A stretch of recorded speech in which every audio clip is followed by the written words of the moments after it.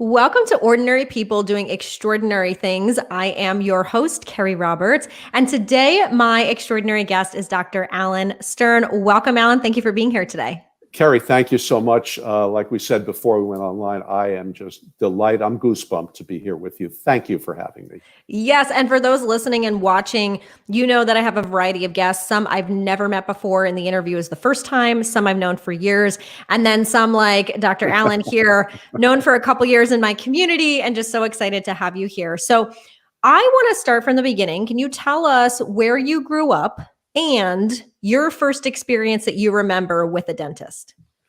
Well, we're assuming I grew up. Now, that's very presumptuous of you, Carrie. I was born in Brooklyn, New York. I was raised in Queens, Forest Hills High School. 19, I'm not going to disclose. Graduate of Queens College, City University of New York. And from there, I met Fran in college. We got married and moved to Richmond, Virginia, where I went to dental school. So I'm originally from New York. My first experience with a dentist, that's very interesting. I was one of I guess I grew up in an era where local anesthetic, what was commonly called Novocaine, wasn't used. Yes, I'm that old. I didn't know that. I didn't realize. I mean, I guess it makes sense. Yeah, local anesthetic didn't come about as commonplace until the mid-'60s. So I remember the dentist having been a family friend, and we called him Uncle Jack. And he had an office in New York City. And my parents took me there. And he said the world famous line that's still repeated in some dental offices to this day, that is utter garbage. Alan, this is not going to hurt. Right. It was pretty dreadful.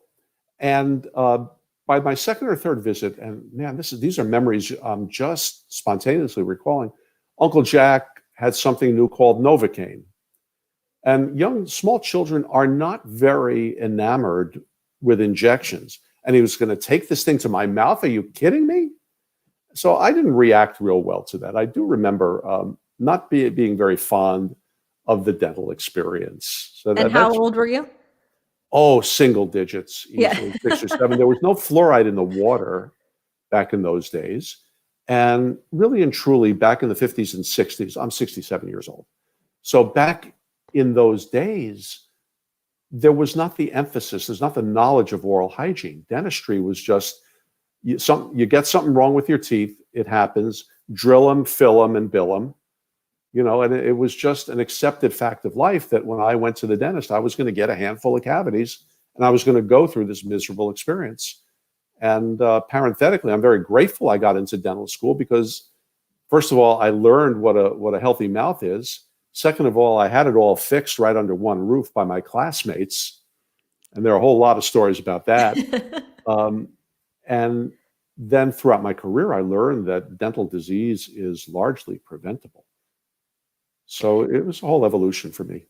And I was reading on your website that later on that there was a dentist that you really looked up to, and he was the kind of person that made you say, okay, I think this is something that I want to pursue. Can you talk about him and what was so special about him? Wow, what a memory. My very dearest friend in high school was my friend Mark Leidenheim. And Mark and I are good friends to this day. Mark is a cardiologist in Los Angeles, and he's a very well-known and highly accomplished cardiologist. And Mark's dad was my dentist in my high school years, Dr. Bob. And truth be told, everybody has adversity, and everybody has a story in their lives about rising from adversity. And truth be told, I wanted to go to medical school, and I got rejected by 23 medical schools toward the end of college. And I was 23? 23 of them, man. I was applying all over the place. Yep. But that's what we did. That's what we did because medical school was very competitive. So you threw yourself all over the place and you hope something hits, and it didn't. And I was very downtrodden. I was lost. I worked in a retail store for a couple of years, and then Mark and his family invited me to go to their swim club. And I remember just waiting around in the pool with Dr. Bob. And Dr. Bob told me, "What are you doing with yourself, Alan?" I said, "I'm working in a store." I said, and this is family radio here, family TV, so I won't use the language that Dr. Bob used, but he kind of said, "Please do not procrastinate, young sir." And we're in New York, so you can imagine what kind of language he used. "Be a dentist." I said, "But Dr. Bob, I don't want to." He said, "Come on, cut the garbage. Come to my office. Watch what I do. I love it." And Dr. Bob was, I'm not sure he was a workaholic as much as he was just so passionate. And what I love, here's Dr. Bob. And, we didn't wear gloves in those days. Dentists were bare fingered. He's sticking his fingers in people's mouth and doing this ooky stuff. And they're all loving him. And he said, "Listen, Alan, this is great. Come on, let's see the other guy, next person." And he's doing a denture and he's taking the person's teeth out. Looks like that. And it's gross. And he's put the denture in. Isn't that great, Alan? But what I saw was Bob's passion for his work, his love for what he was doing, his childlike enthusiasm, and the love that he had with his patients. They loved him and he loved them. And you know what? Life's about relationships, Carrie. And I saw that this dentistry thing that was I don't want to stick my fingers in people's mouth. It was a way that I could love people. And I said, yeah, I could get into this. If I could figure out how to do it, I could get into it. And that's how it happened. And Bob Ladenheim is alive and well to this day. I wrote a book called Enjoy the Ride, and it's a story of my journey and the lessons that I learned. And it's for dentists. I teach, speak to, and coach other dentists. And I write about Bob in my book. And I sent Dr. Bob a book when it came out last year, and he called me. He was thrilled. He was so thrilled. It was a very tearful, I could get choked up about it even now, that Bob Ladenheim changed the course of my life for the better. And it's awesome, and we talk about ordinary people doing extraordinary things. Bob Ladenheim he was a neighborhood dentist. He was a very good dentist. He was a neighborhood dude. And regular guy did something extraordinary, like alter the course of my life. Wowee. I love that. I think, part of this show is not only highlighting the everyday amazing people around us, but I think it's showcasing that extraordinary isn't about the things you have. It's the way you help others or the things you do. And I'm sure he didn't realize back then the impact that he would have on you. And that's so beautiful to hear that he's kind of the reason that you got into this.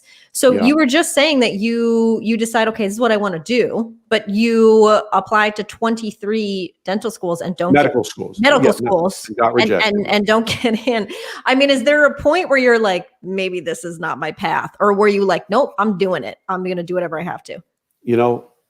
With medical school, I was pretty downtrodden and I was really lost. And I felt that the rejection was final. It was a final invalidation of who I wanted to be. And, it's been true my whole life. And throughout my whole journey, when the student is ready, the teacher appears. And when Dr. Bob told me this, a light bulb went off in my head. And I said to myself, let's see. And I had to apply to dental school twice. I got rejected my first go round. And Bob just, he branded my brain. He just put an imprint in my brain that, this is what I have to do. And I banged the door down. I finally got in. And when I got into 3 or 4 of them, and parenthetically, I decided to go away from home down south to Virginia to learn a different lifestyle. Just, the confines of New York. New York's a wonderful place, was a wonderful place. It is a wonderful place, but I wanted something different. I'm glad I did. Yeah, it's interesting kind of looking back, because you're like, oh, I pushed through 23 times, twice, all of that. But I think, especially today, when a lot of students have this pressure, sometimes from family or because they want to do it, and they're just sometimes mentally like exhausted. Like, should I be doing this? I'm frustrated. I mean, did you feel that, or was there anything else that you kind of did mentally to help you push through that time of your life? At that time, I just felt the need to do something involving the health of other human beings. That is who I was. That is what I was. At this point, I mentor a lot of kids, and I mentor a lot of dentists, and I mentor a lot of dental students. And what now, looking back, or looking forward and looking back at my own life, what I would have told myself 40 years ago: find your why. What do you love? Why do you think you're here? What makes you happy? And build your career and your life around your own happiness. And it kind of worked out. I wasn't that smart back then. Mom wanted me to be a doctor. It was what, was culturally what I was told to be or conditioned to become. That's the truth.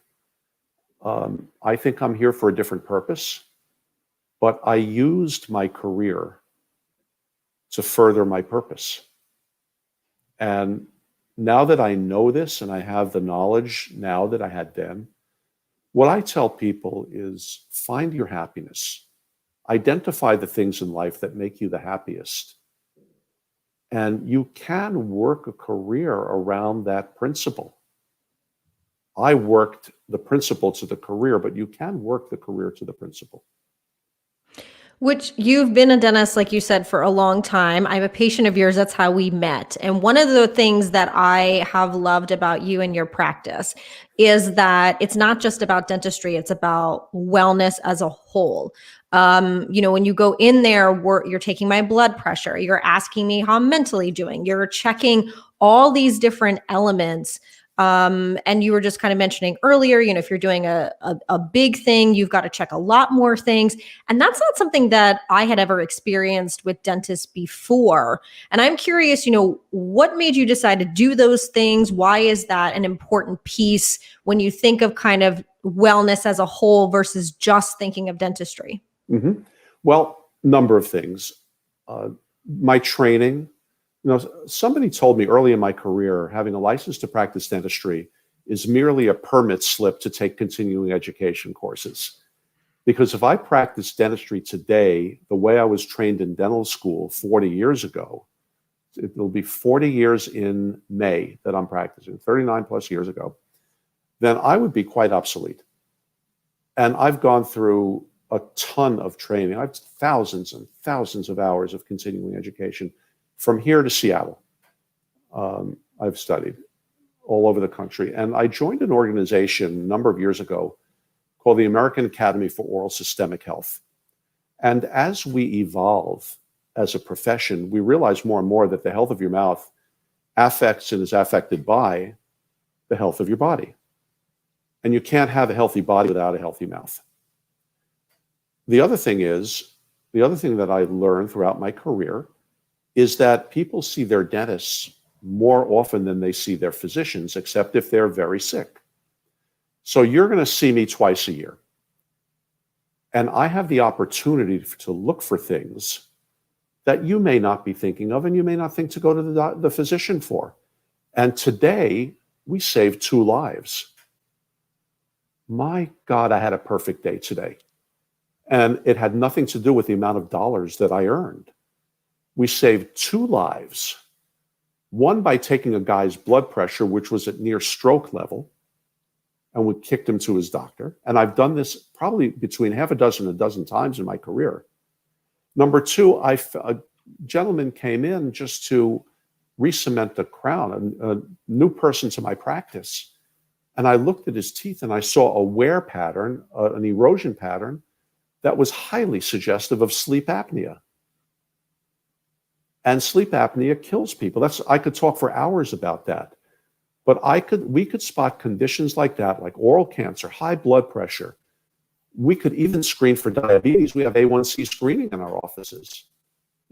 And if a person's gums bleed and they're doing everything they're supposed to do, we could screen them for diabetes because that's a possibility. So there are so many things we can do besides play with people's teeth. And you know what?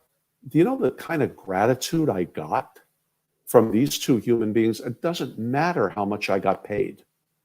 In fact, I was willing to throw a very, very high ticket case out my door today for that reason. I didn't care. I cared about saving a guy's life. And I cared about the love that I got back from him. Both these guys, they figuratively fell all over me. Why didn't my other dentist see this? I don't care why your other dentist didn't see it. I saw it. It don't matter. I have the training and I'm here to do it. And so, dentistry is about, to me, the dentistry is an end process of something that, the end result of a process that goes on in my office.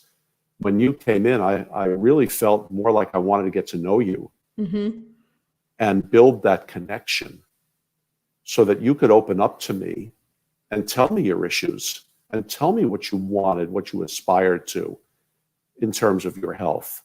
And then we could tie the dentistry into it. So it's important.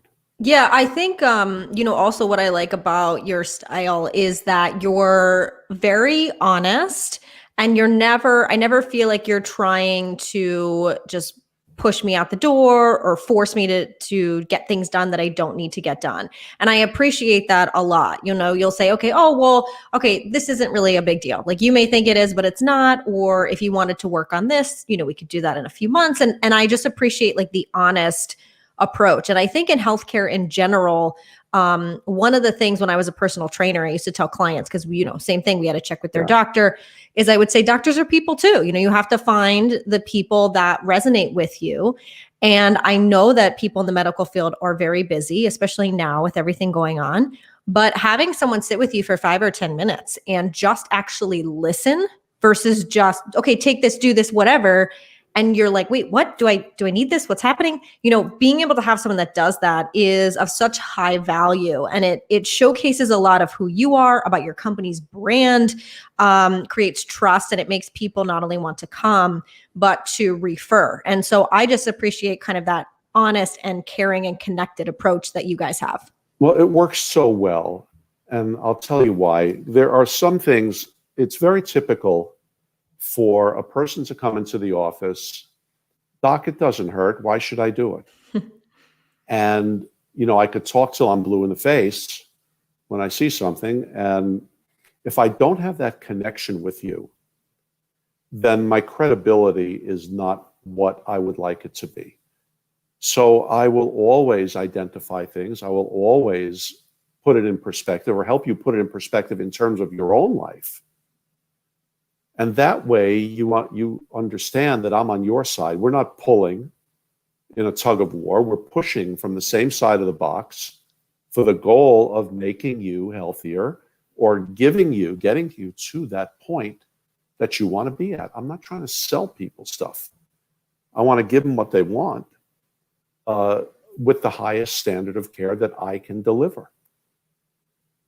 And oh, by the way, Madam Personal Trainer, we waited 2 hours for this person's blood pressure to come down, and we did a few things to get it that way. You know what? One of the things I did during that 2-hour wait? What? I had this guy take a picture of me. I held a 4-minute plank.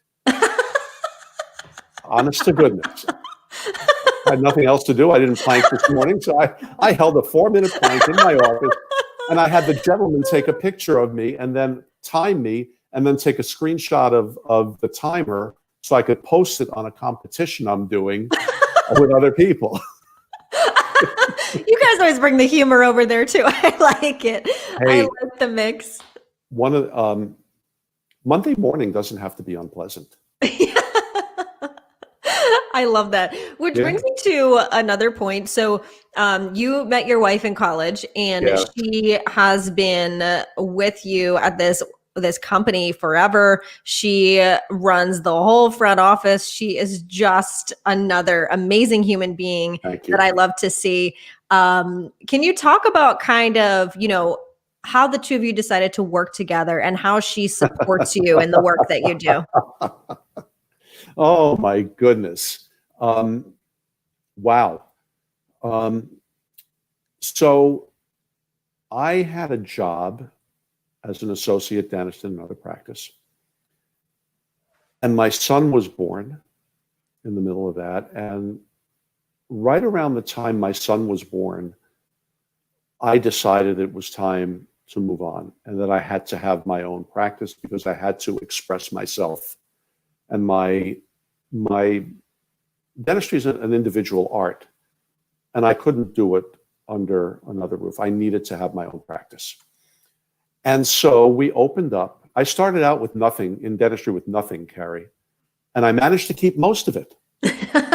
So we basically had nothing. We opened that office on bank loans.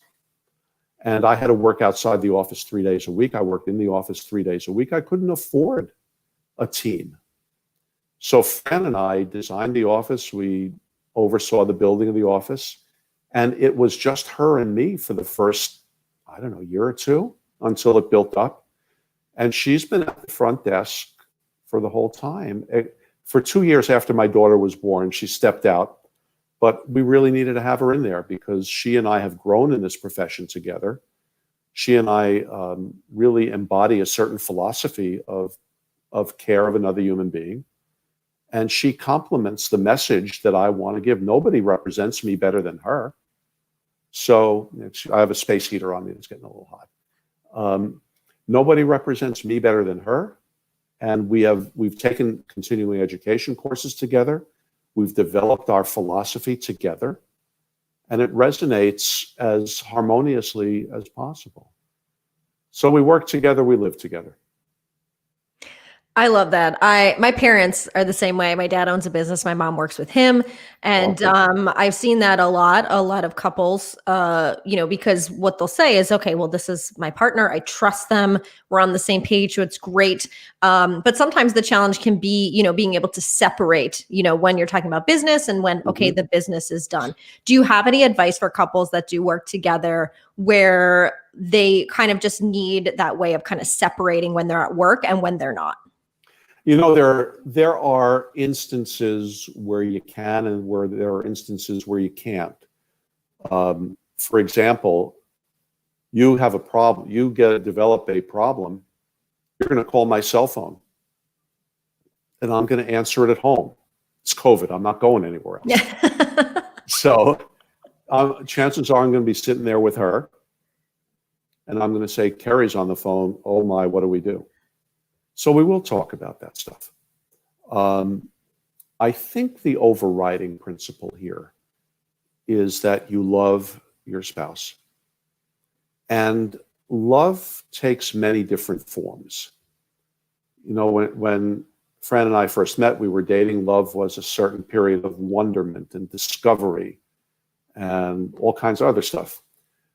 Love grows and it blossoms and it changes just as we do. So, there's a certain amount of junk that I throw at her in the office, and there's a certain amount she throws back at me. And you just want to scream and say, would you please get off of my back? But we don't say it because number one, we love each other. And number two, we are both on the same mission to make a nice living for ourselves, to make a nice life for ourselves, but also to make life better for not only the people who come to see us like you, but also for the people on our team. So, you know what? Let it slide. Shut up. Take it. It's your best friend in life. He or she means well. We're doing a good job here. Shut up and just answer the question. So, and when we come home, it's the same thing. I mean, there's something going on in the office that's on my mind or on her mind. We'll talk about it, and then we'll sit down and we'll watch, Jeopardy or Wheel of Fortune or watch the Yankee game or whatever. It's just part of life. It's so intimate a part of our life, and both our marriage and our relationship with each other, with our children. But our office is our baby. Yeah. The office is a living thing that we've built. So sometimes you don't separate it. But it's just a part of stuff you talk about. It's not that big a deal for us. Yeah, like I said, I love the partnership between the two of you, and on similar missions and values, but different energies, and you complement each other well, which I love. And I think that's a huge thing that I notice with couples that have been together a long time and they work together really, really well. I want to shift a little bit because one of the things you told me a while ago, when we were kind of talking about this, is that you said that there can be a lot of mental health issues with dentists. Oh yeah. And I think that's something that maybe a lot of people don't know. Again, I feel like dentistry is a healthcare thing, but sometimes people separate it from doctors and nurses. But can you kind of talk about why that's kind of happening, and if you've ever experienced it or how you deal with it? Oh my goodness. You're talking about in the dental profession. Yeah. So for years, it was a commonly known wives' tale that dentists are high in suicide. And we always kind of laughed it off, scoffed it off until it got real. In 2013, I came into my office and I did what any responsible business owner would do first thing coming into the office. I checked my Facebook feed. And there was a picture of Andrea Bierman. Andrea Bierman, 34-year-old dentist, highly accomplished, being groomed to be the nation's expert in what we call TMJ, oral facial pain. I knew Andrea, and we were parts of several different communities. She was out in Kansas, in Leawood, Kansas. And we'd come together a number of times, and online we talked, and she was a brilliant dentist. I would have sat in her chair anytime, and she could have torn my mouth apart and put it back together again masterfully. So a picture of Andrea comes up, and it says, "R.I.P., my friend." Took her own life at age 34. And I decided with a friend of mine out in Kansas City, we're going to do a research project and a presentation on this. And it turns out that dentistry is a very high stress occupation, and the rate before COVID, dentists were second to police officers and soldiers in depression and suicide, which is the end of the road of depression. The road of depression, hopefully you never get down that path. And unfortunately, we are subject to that. Why? Because we are highly competitive people. We're highly competitive to get into school. When we get into school, dental education is perceived as a quest for perfection. And oftentimes in school, dental instructors they're all good people, but there's this culture in dental school that if it's not perfect, it's worthless. And if the work is worthless, you're worthless. That is a subliminal message, not by intent, most of the time, that susceptible people can receive. You get out into the world, you open an office, and not only do you have that, but now you have regulation, consumerism. And I love lawyers. Lawyers are great people, but the threat of a lawsuit, or the even imagined threat of a lawsuit, you get discontented people. Now you get bad reviews. We didn't have Google reviews back in '87 when I opened the office. So you get all this perceived pressure and you feel isolated. And when something doesn't go right, things can happen. And the truth is that every piece of dentistry that has been put in is not perfect. If you're religious, if you believe in God, no human being can replicate what God put. If you believe in nature, and if you're not religious, no human being can replicate nature. We do a darned good job of it. We do really good. But when we have this perfectionist mindset, and then when we look at other of our peers who are bragging about the things that they've done, we get this beat down of ourselves. And it can go nowhere good. Did I have that? I was very unhappy a good deal of my adult life until the right teachers came along. When the student's ready, the teacher appears. And I am so grateful that the right therapists, the right coaches, the right friends appeared in my life at a timely manner. And all of the mistakes I made, all of the difficulties I encountered, all of the adversity that I faced, including starting with the rejection by 23 medical schools, have created in me this knowledge, this awareness, and it created in me my sense of purpose, and that is to create a sense of vision and mission in my colleagues, that if you know why you're here, you can practice happy. I learned how to practice happy. And what you saw, what you experienced in my office is my expression, my building, my practice around what makes me happy. And what makes me happy is connecting to other human beings and delivering dentistry as a force of healing. I love that. And I thank you for sharing that, because I think, like you said, a lot of people have this idea of perfectionism. And you're right. I would imagine that in the medical field, it's very high. But I think that also kind of goes to what you were saying, which I assume is kind of why you probably do the kind of that full wellness thing that kind of helps you prevent any issues. Let me check the blood pressure. Let me see how they're doing today. Are they nervous? What's going on? Do they trust me? Having that up front, I'm sure also calms you down, calms that person down, and then kind of that idea of perfection is eliminated. And of course, obviously things, like you said, nothing is perfect. And sometimes someone may call you, be like, oh, something feels a little off or whatever. And they come in and you fix it. And I think that, I think everybody's had a moment that's happened. Sure. But I think you're right. I'm glad you're bringing this up, because I don't think this is something people outside of the industry probably realize. I mean, for you saying second to people in the military, that's pretty huge. It is huge. And by the way, I treat soldiers on weekends when I'm asked, and I'm aware of this too. And I treat them with an enhanced level of empathy. But, it's true of whatever you do. I don't care if you're a dentist or marketing person or a salesperson or physician, things will go sideways. They have to. And the thing you do, I think, I'm taking a course right now. The reason I couldn't speak with you tomorrow night is Thursday nights, I'm taking a course on integrity, a very deep dive into the principles of integrity. And so if something doesn't go the way I want, talk about it.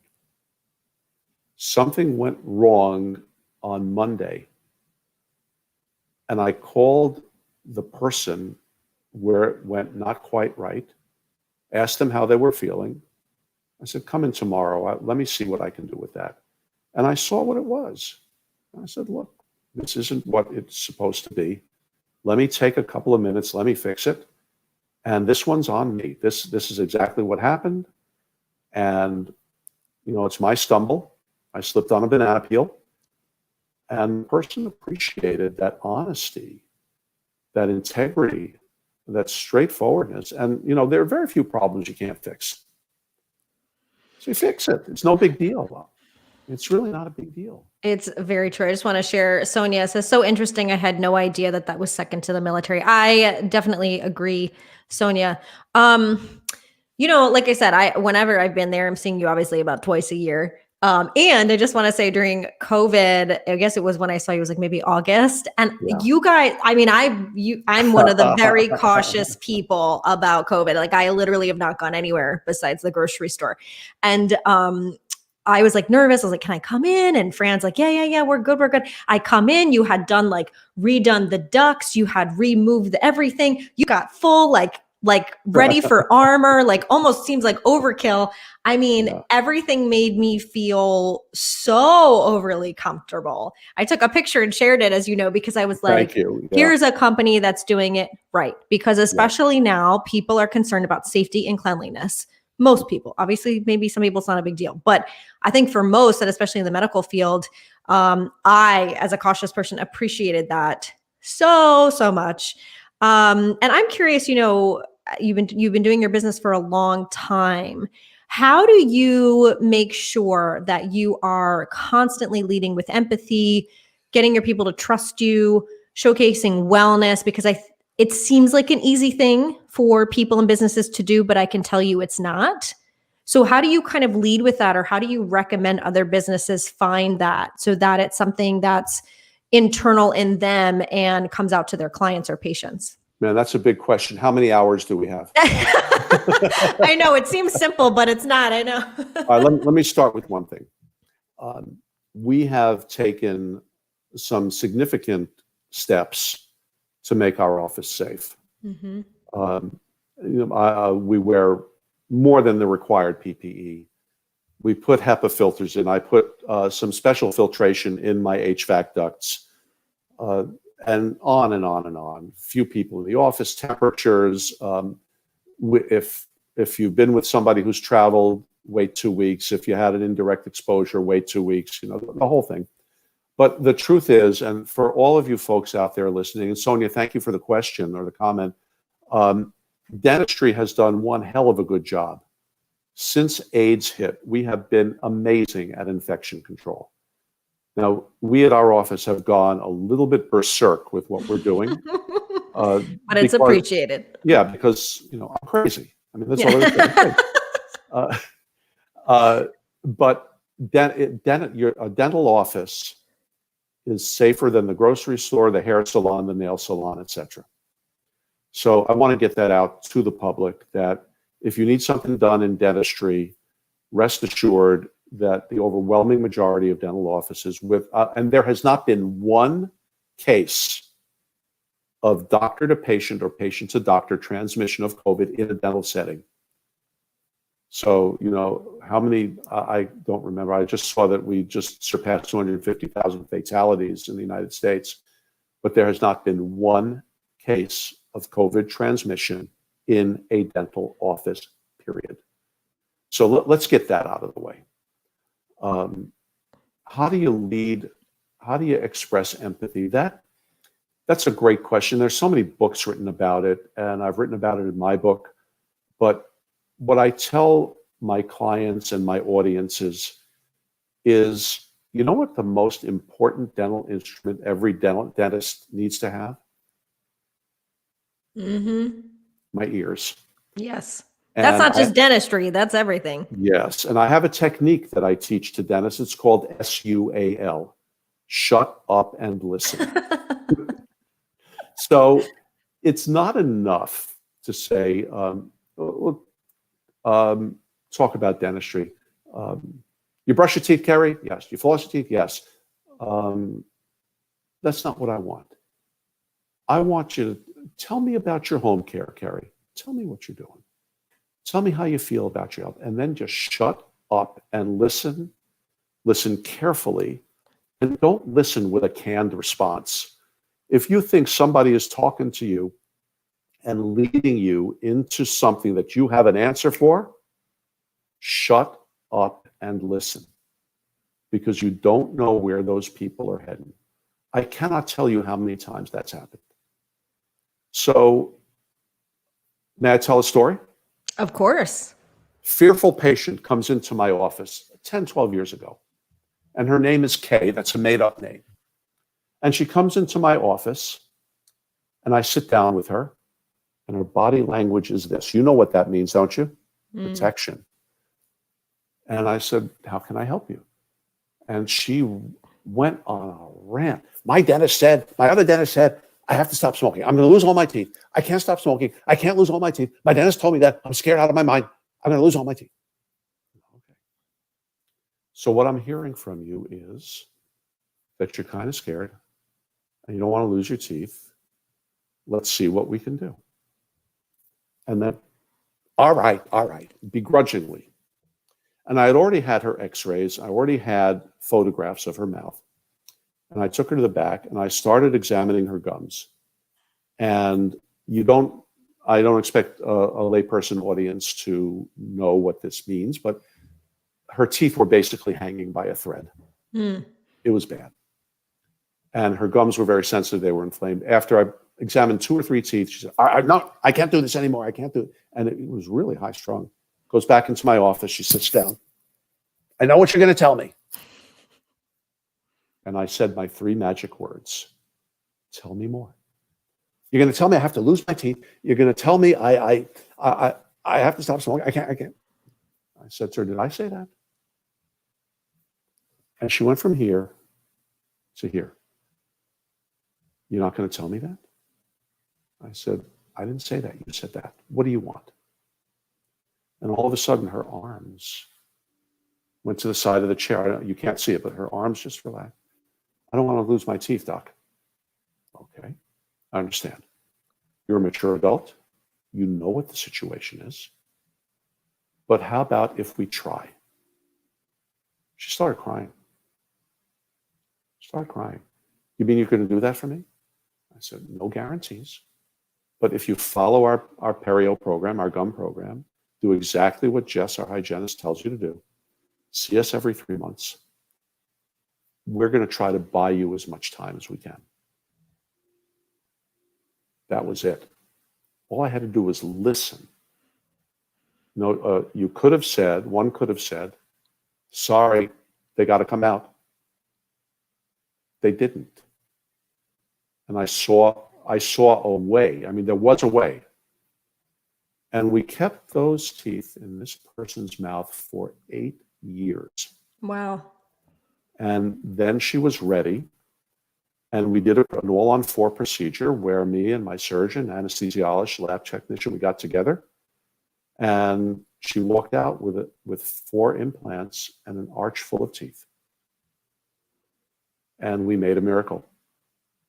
And her lower teeth are still in there to this day. And and it's got to be 12 years.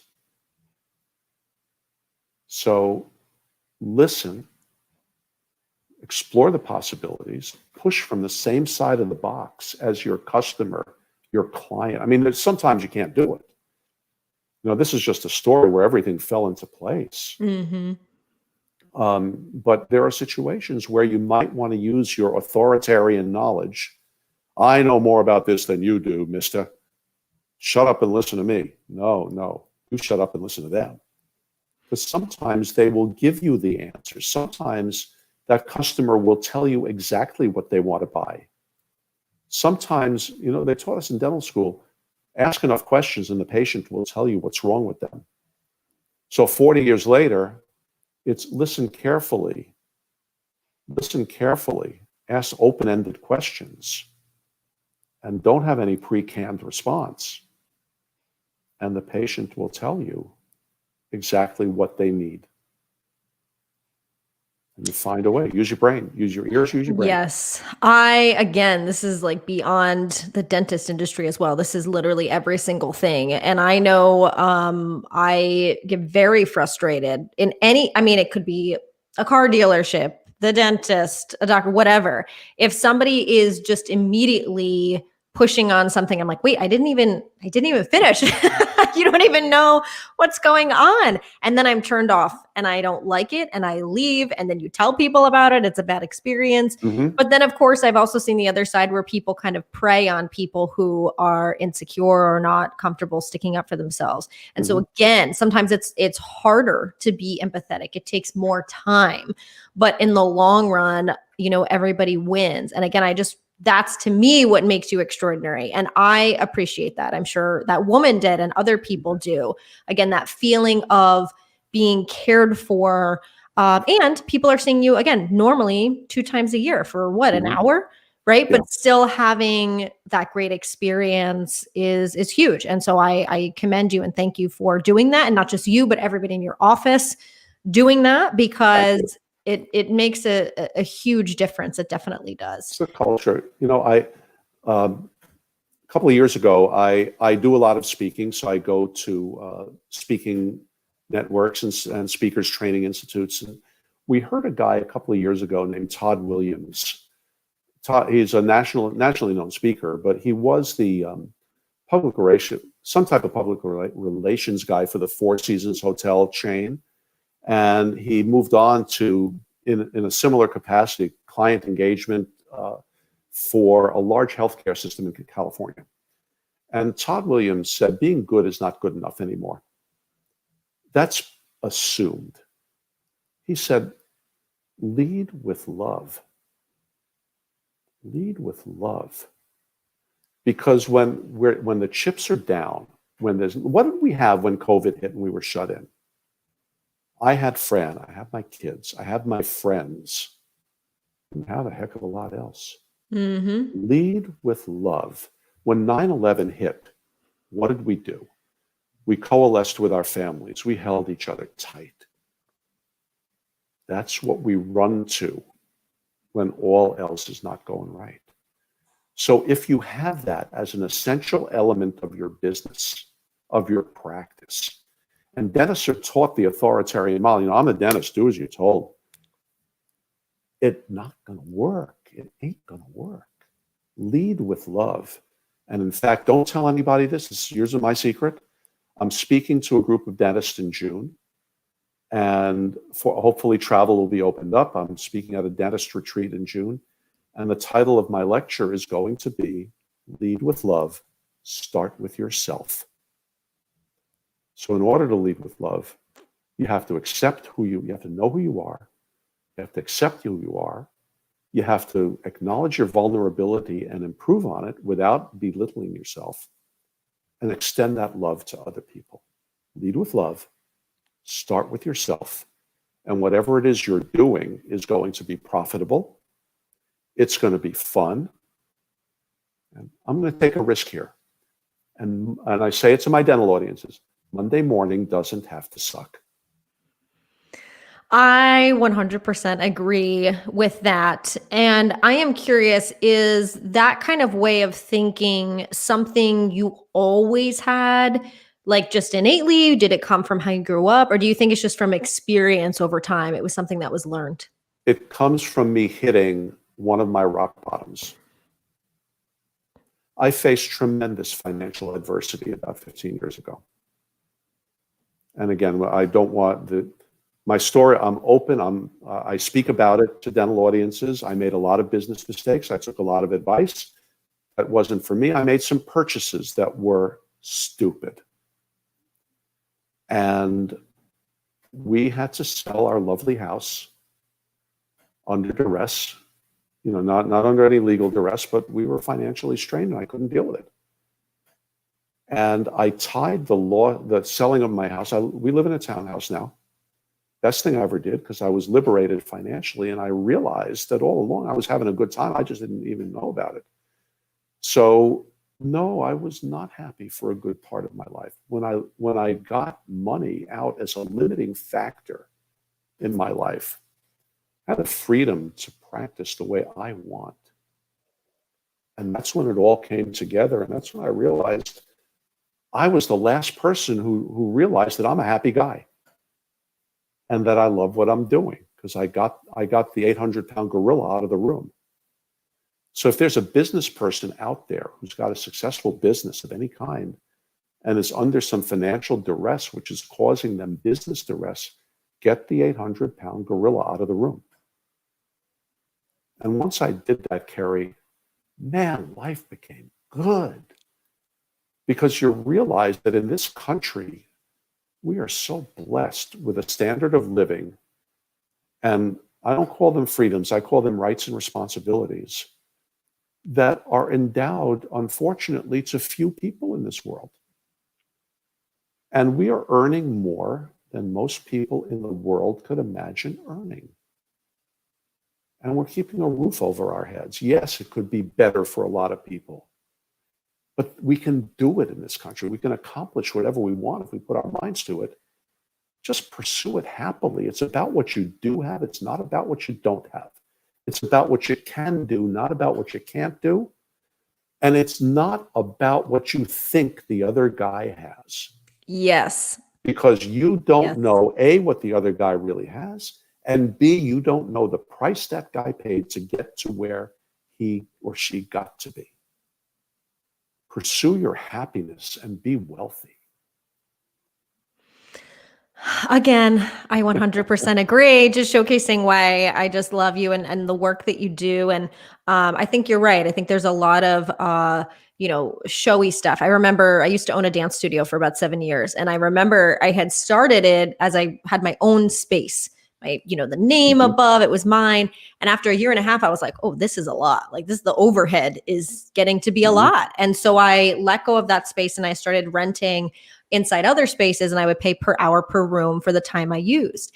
And I was just so much more financially successful. And I remember a couple students of mine being like, oh, wow, isn't that terrible? Like, don't you miss like having your name on it? Doesn't that really bother you? And I was like, no. I was like, I said, because now I'm making money and I'm not struggling. And I was like, it's much better. That's just a vanity thing, you know? And going into that, I just, you know, I knew I wanted to own a dance studio, but I just went in it. I didn't really kind of sit down and say, okay, this is going to be a lot more than I thought. I've got this space I'm not using for half the time. So it's just funny because sometimes people will get into that where somebody will say something and like maybe you heard, okay, you're a dentist, you're a doctor, you should have a big house and this car, but it's like, you got to do what feels right for you. And those things don't matter. And I think if anything during this time, COVID, like you mentioned earlier, it's the people in your life, it's your own happiness that makes a difference. And now that so many people are living with the same people or alone, they've had to kind of understand that and figure that out for themselves. Well, what does make me happy when I can't be distracted with stuff or be out? So I think that's an incredible point of what you're saying. And the other factor, Carrie, is that in Western culture, particularly in American culture, we are caught in the trap of tying our self-esteem into our bank account. Mm-hmm. And it's very nice to have money. And I'm not pleased. The pursuit of wealth is important. We work, money and wealth is the reward for our hard work. And certainly there's a certain amount of money we got to have, and it's up to each of us to determine how much is enough. But it has nothing to do with your self-esteem or self-efficacy. It doesn't mean a daggone thing. So pursue it. You know, build your bank account, invest your retirement stuff, buy a house. These are all things that are good things to have. But live below your means and watch the wealth accumulate, rather than have it as a ball and chain, as a prison. It's important. And then you're liberated. Then you can go out and express yourself professionally any way you want. You know, there are suicides and marital breakups over money. Mm-hmm. It shouldn't be. These problems are avoidable.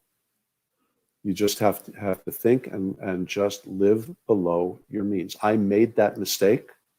I fixed it, thank goodness, in time. Paid a price for it. And you know what? That's reality, and I'm happy with it because I'm liberated. Yeah. Well, and like I said, you feel it. I mean, it's like I said, every time I see you and, you know, you're always excited and happy and what you're doing and being around people. And I always feel like, you know, that's how life should be. You should be able to be your full unique self, do what you love, be with the people you care about most. Like, to me, that's a good life. Like, that's how it should be. Mm-hmm. Where can people learn more if they want to connect with you, whether it's on social media or a website?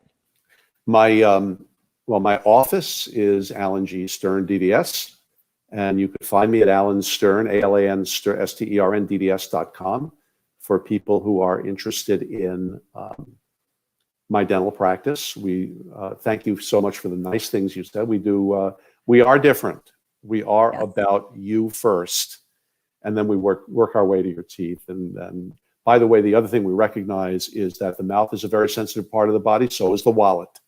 Yes. So we try. Money is discussed freely and frankly and without judgment, and we try to create dental treatment plans of action that are consistent with your ability to pay for it, because we don't want you to we want to give you a beautiful set of teeth and not have money left with food on the table to use them with. Yes. Yeah. So we want to do that. My coaching business is called Better, Richer, Stronger, and that is betterricherstronger.com. And that website needs a little upgrading, but it's essentially who I am. It is principally for dentists, but I do talk to other people. And can I plug my book? Of course. On Amazon, my book is called Enjoy the Ride. And if you go to Enjoy the Ride Stern in Amazon Books, you will see there are other books by that title. But I'm very proud of that book. And the book is, again, primarily for dentists, but I've had non-dentists read it, and they've said some very, very kind things about it, because the principles I talk about, as you very kindly mentioned, they're principles of life. Mm-hmm. They're principles of life. So enjoy the ride. You got just one shot at this. Life's meant for enjoying. Take every step you can to enjoy the ride. I love it. The last question I ask all of my guests, Alan, is what is one word or quote or mantra that you try to live by every single day? Wow. One mantra. The only thing that comes to mind right now. All right, here we go. I went to a retreat a number of years ago, and it was a very intense development workout, personal development workout. And at the end of it, the facilitators, who are dear friends of mine to this day, said, I want you to write something down, what you're going to take out of this. And you see it in every room in my office. Let me continue to improve as a force for good wherever I go, no matter how excellent or flawed I may be. That I look at every single day. And it's very emotional. It's a very deep part of what I am. And it came about as a result of a very emotional and intense workshop. But that's what I want to do. That's who I am. And that's what I live for. So, yeah, okay. Oh, beautiful. I thank you so much, Dr. Allen. For the work you do and being able to learn more about you and sharing your insights and stories. And I look forward to hearing more and seeing you again soon. So thank you for being here. Anytime, Carrie. Thank you so much. It's an honor and a privilege.